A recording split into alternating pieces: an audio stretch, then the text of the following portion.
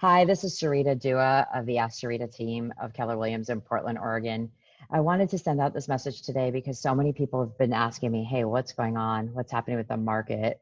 In addition to checking in with everyone on how they're doing, people are just kind of wanting to know how COVID and stay at home has sort of affected things and what short-term and long-term plans they may have as a result. So I wanted to share some stats with you because that's always fun to just talk with statistics.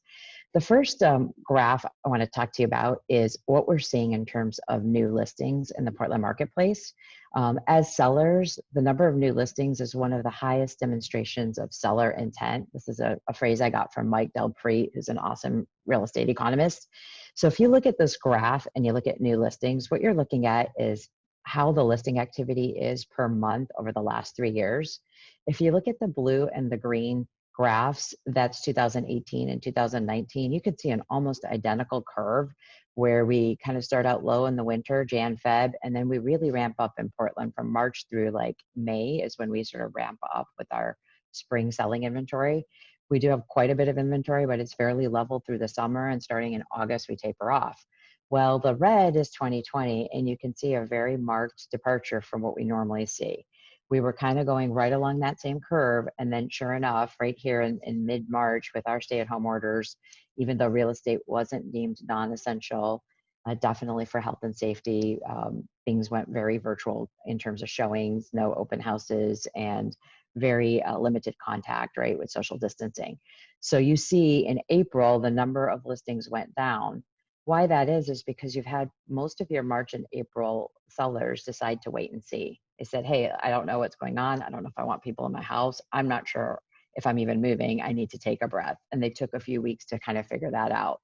We're now seeing a bunch of activity. Well, that activity is due to this pent up demand where we have much lower listings than we normally do, but we still have a bunch of buyers out there because the rates are very low.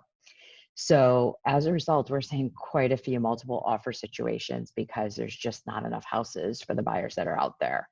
So as buyers or sellers, please contact me when we want to chat further and we can help determine a strategy. I do want to show you one more stat here, which is I love looking at this in months of inventory graph. If you look at, again, the first quarter of 2020, we were very low. 1.8 months was the lowest as of the whole year in 2019. Very, very low numbers, kind of equal to Christmas time in 2019.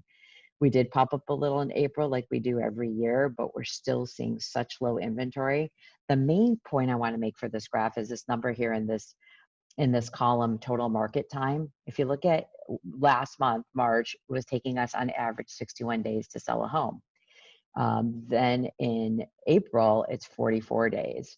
So things are selling. This is a good demonstration of buyer intent, which is the number of pending sales or the time it takes essentially to sell a home. Last year, this 44 days was 53 days, the same time. So the message here is there's not that much out there, so things are selling quicker.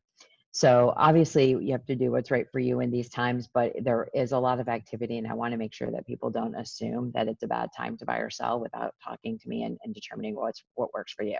Hope this data is useful. Thanks for watching. And as always, if you have any questions, ask sarita.com. We're just a text or phone call away. Happy to help. Thanks so much.